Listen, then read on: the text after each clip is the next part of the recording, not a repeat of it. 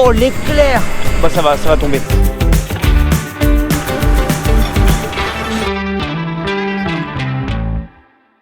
Bon les amis, vendredi 25 août, il est déjà 16h20. Et oui, c'est le début de la vidéo à 16h20. Vous allez être déçus, tout comme moi. Il n'y aura pas d'essai du Clyden pour faire un comparatif entre le Smith Colza avec le Clyden et le Smith Colza avec mon sulky. Tout simplement parce qu'on n'a pas le temps. On n'a pas le temps. J'aurais aimé, mais bon, pourquoi je commence la vidéo Castor là? Parce que ce matin, il y a le gars de chez Sodimac avec l'épandeur qui est juste là.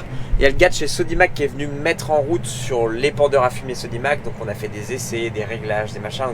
C'est quelque chose qui prend énormément de temps, du coup, ce qui fait que ça a pris 3h, 3h30. Bon, bref, j'ai passé ma matinée sur l'épandeur Sodimac, ce qui fait que j'ai pu commencer que ce midi avec le semoir Clyden. À 14h, j'avais rendez-vous pour faire les plaquettes de frein avant de ma voiture et réparer un pneu de la voiture à Lisieux, ce qui fait qu'il y a une inertie. Et le propriétaire du semoir m'a appelé parce qu'il aimerait avoir le semoir dès ce soir pour finir de semer son colza, ce qui est normal. Le gars, il est comme nous, il a envie de semer son colza. Donc ce qui fait que je me suis dit, j'abandonne le chantier, ça sert à rien. Le temps que je mette ma semence, que je fasse ma pesée, que je me mette en route à mon champ, il y a une inertie qui est beaucoup trop importante. Je dois faire la route pour l'amener à Caen, bon, ce qui est normal aussi. Bah, les gars, déjà c'est gentil, les gars de chez Classe me l'ont amené à la maison, j'ai déjà pas eu le chemin aller à faire. Donc là forcément il faut que j'aille le rendre, donc je fais le chemin retour, j'ai 1 heure de route. Donc ma journée va être bouffée à avoir rien fait. J'ai fait strictement rien. Alors je m'en manche avec des marques et tout ça parce qu'elles me prêtent du matos un peu partout, mais peut-être que je m'en manche à trop de boulot avec les marques. Et ce qui fait que j'arrive pas à avancer dans mon boulot principal finalement. Je m'éparpille un peu là, ça va pas. Mathieu le petit frère est parti préparer le sol sur notre future terre de colza. Du coup comme on sème avec le sulky, on fait un décompactage, un déchômage avec le déchômeur à dents avant le passage du sulky. Nous en rentrant on attelle le 830 au sulky, on prépare le sulky et on sèmera notre colza demain ensemble. En fait, je m'en manche à ramener ça ce soir et puis ça sera déjà fin de journée en fait. Cette vidéo là, vous inquiétez pas, ça va pas durer juste 2 minutes histoire d'eux pour faire une vidéo. Je vais quand même vous sortir une vidéo parce que je vous ai promis une vidéo par jour, mais je vais faire comme j'avais déjà fait le 5 août. Je vous avais condensé 2 jours en une vidéo, tout simplement parce que le 5 août j'avais tellement rien fait que j'avais quasiment pas de contenu, j'avais que 4-5 minutes de vidéo, ce qui fait qu'en fait j'ai condensé en une seule vidéo le week-end du 5 et 6 août. Donc là je vais faire pareil, en gros la journée d'aujourd'hui, et bah la vidéo continue avec la journée de demain tout simplement. Voilà comment j'arrange les choses. Donc bon allez, comme on n'a rien fait hier, aujourd'hui 26 août, on va commencer les Smith Colza sur la ferme. Faut s'exciter là, on se concentre. Smith Colza ce week-end sur la ferme et chez Gilbert. On va commencer à la maison avec la variété Arianos, la variété qu'on a déjà utilisée cette année où on fait 49 quintaux de moyenne. On est très content. On va semer ça à 35 grains au mètre carré, ce qui nous fait une densité de semis de 1,6 kg par hectare. Donc 1,6 kg par hectare, c'est vraiment pas grand chose. Wow. Il me demande d'ouvrir la trappe qui a 2, donc elle est quasiment fermée. La trappe de mon doseur est ici et a une graduation entre 0 et 150. Pour semer tout notre colza, donc on va semer 11 hectares à peu près, on a besoin que de 17 kg. Toutes nos semences de colza résident en 3 sacs. Alors que quand t'es en blé mon pote. Donc là ma trémie elle est vraiment pas remplie. Hein. Ça fait peur à chaque fois, tu te dis mais ça va être précis ou... Coule quasiment rien quoi. Lance ton calibrage mon copain, fais pas de conneries s'il te plaît. Donc là, comme il fait couler sa semence pour 0,1 hectare, quand on lui a demandé 1,6 kg hectare, il devrait, dans le sac, nous annoncer qu'on doit trouver 160 grammes. Ça, c'est précis comme ça, avec. Tu rentres 86 grammes. 86 grammes, bon, c'est normal du coup, parce que comme je vous l'ai toujours dit, la première pesée, elle n'est pas cohérente. Wouh! Let's go! Ça marche! Wouhou! Et maintenant, il fonctionne quoi. Let's go, on décolle, on va au champ, on se met en route. Bon, le petit frère a travaillé le sol hier, il y a un bon boulot et ça a déjà bien blanchi la vache. On voit clairement que c'est pas du tout la même couleur de terre entre le précédent blé et Févrole. La terre fait beaucoup plus brun sombre côté Févrole. Qui est grand. Ouais. Ouais, quand même. Ah, ça va glisser, tu vas tomber. Il va tourner le disque. Bon, allez, la classique, vous connaissez, hein. On met en route, on fait 10 mètres et on regarde comment ça sème.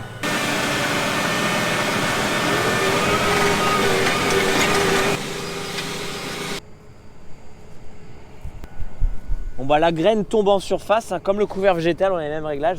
Elle tombe en surface de la terre, pas dans la terre.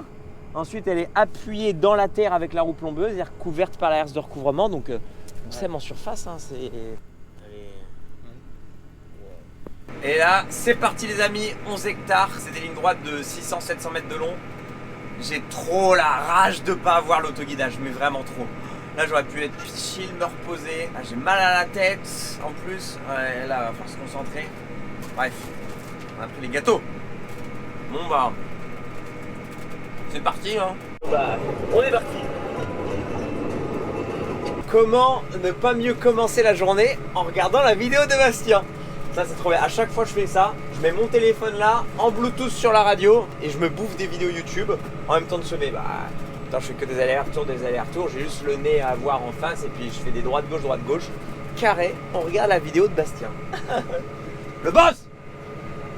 Ici, on est dans la deuxième partie des melons. Les amis, je me suis arrêté manger et je n'aurais jamais dû, Ça pue du cul, ça pue du... Nuage noir, ça s'est chargé d'un coup sur la mer, ça pleut. Est-ce que ça va rester sur la mer ou est-ce que ça va venir ici? On fait ce qu'on peut faire et puis sinon on finit demain. C'est toujours comme ça. Tu prévois tout le temps les sandwichs dans le tracteur et c'est la seule fois où tu le prévois pas et que tu dis oh c'est bon je m'arrête de manger. Allez, ce samedi on se pose un peu. Que le temps va te casser les couilles. J'ai quasiment 4 hectares de fait, ce qui veut dire qu'il m'en reste 7. 7 en plus dans des bonnes longueurs comme ça, bien énervé en 2 heures, 2 heures et demie c'est fait quoi normalement. Waouh, comment c'est noir en face, on déplie vite, on met en route, on regarde si ça fonctionne bien et ça se trouve on va faire qu'un aller-retour. Nul ça, nul Marc, nul. T'es pas un vrai céréalier, merde, tu fous rien de l'année, le moment où tu dois travailler tu le fais pas, merde. J'ai fait 2 mètres histoire de... On va regarder si ça... C'est noir. On sent le vent qui s'est un peu levé comme si il y allait avoir un orage quoi. Alors, est-ce que ça marche? Oh, le radar, je suis là. C'est bon. Ok, ça coule partout. Est-ce que la semence s'écoule de manière normale? Oh, l'éclair. Bah ça va tomber. L'éclair qui vient de passer. Mauvaise idée en plein milieu d'un champ de monter en haut de la nacelle alors qu'il y a de l'orage? Ouais, peut-être. On va peut-être rester au sol. Je vous avoue, je suis une petite flippette là. J'ai vu l'éclair, je vais peut-être pas monter en plein milieu d'un champ en haut de la nacelle. On va éviter de se prendre la foudre. Je voulais être un peu au pied du semoir pour vous expliquer pourquoi 35 grains mètre carré. Mais on va le faire là comme ça dans le 830. Donc pourquoi 35 grains au mètre carré seulement entre guillemets? Il y en a ça vous paraît normal, mais il y en a certainement la majorité d'entre vous, j'en sais rien. Ça vous paraît peu. Le but c'est d'avoir entre 30 et 35 pieds au mètre carré à la sortie de l'hiver. Donc en semant à 35, on peut se dire qu'on va perdre quelques pieds au mètre carré et arriver au-dessus des 30. On va être entre 30 et 35. En gros ici l'idée, c'est ce qui est ressorti en discutant beaucoup avec Agrial et en allant visiter des plateformes d'essais où il y avait des essais de variété, des essais de densité de semis. Et là où le colza exprime son meilleur potentiel, c'est quand il a de la place. Plus un pied a de la place, plus il va fournir de branches, de silique et de graines par silique, par gousse. Le but c'est de réduire ta densité de semis pour que le pied soit très productif, qu'un seul pied de colza soit très productif. Bon, il faut quand même un minimum de pieds au mètre carré parce que s'il est tout seul sur le mètre carré, bah, il sera peut-être très beau mais il manquera du pied quand même. Vous n'aurez pas un meilleur rendement, mais pour optimiser ton rendement, 30-35 graines mètre carré, pied mètre carré, ça serait l'optimum. Bah, ça y est, j'ai des gouttes sur le carreau. On va faire un aller-retour. Super ça Marc, nickel. Bon, au moins ça veut dire qu'on aura fait une expérimentation entre 2 dates de semis différentes. Enfin, 2 dates de semis. Donc, entre aujourd'hui et demain, parce que bah, forcément on va s'arrêter. Mais surtout on va pouvoir du coup comparer ce qui a été semé avant la grosse pluie qui va arriver et après. Bon bah là vous vous rendez certainement pas compte en caméra, mais ça pleut bien. Je fais ma montée et puis on rentre à la ferme. Oh la défaite. Bon du coup les amis, on a pris 3 mm d'eau. Je change complètement de travail. Il y a Christophe, notre voisin agriculteur, qui a fait des enrubannés. Il faut ramasser des enrubannés. Du coup j'en profite pour aller ramasser ces enrubannés. C'est le même gars chez qui on avait ramassé des enrubannés au moment des foins où j'avais fait j'en avais ramassé pas mal. Là on y va, on va chercher son plateau parce qu'avec notre plateau c'est pas possible de rentrer dans son champ. L'entrée est trop étriquée. Donc on prend son plus petit plateau. Et on fait ça, on en mange ça. Enfin, on va pas tout ramasser aujourd'hui. Hein. On va en ramasser un peu là et puis on en ramassera un peu les autres jours. If you wanna talk, I'm here, not gonna leave your side. Just feel free to open up when the moment's right. Across your face, it is written across your face. If you wanna go out, we can go out. You can hide away just for one night. But if you want... Et voilà, plateau plein, on en met 6 rangées, donc ça veut dire 18 bottes.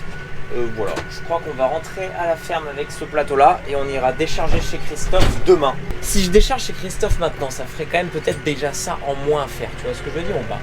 Genre en mode ce qui est fait n'est plus à faire quoi. Oh allez, il est 17h, c'est bon, allez, il est 17h, il est encore tout, on va les décharger. Allez, hop, comme ça sera fait.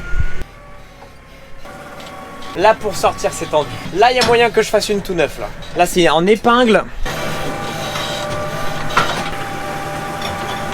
Oh non, ça le fait large.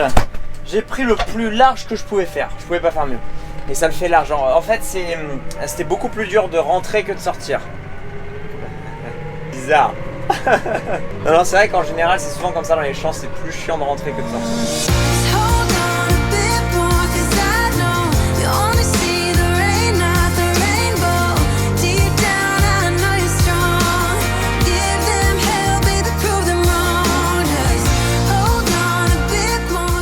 Bon les amis, fini de décharger chez Christophe. Bref, fin de vidéo, il est 18h10, je vais rejoindre Marine et mon cousin Maxime. On va aller boire un petit coup, aller au resto. Je vais surtout rentrer faire le montage vidéo en fait.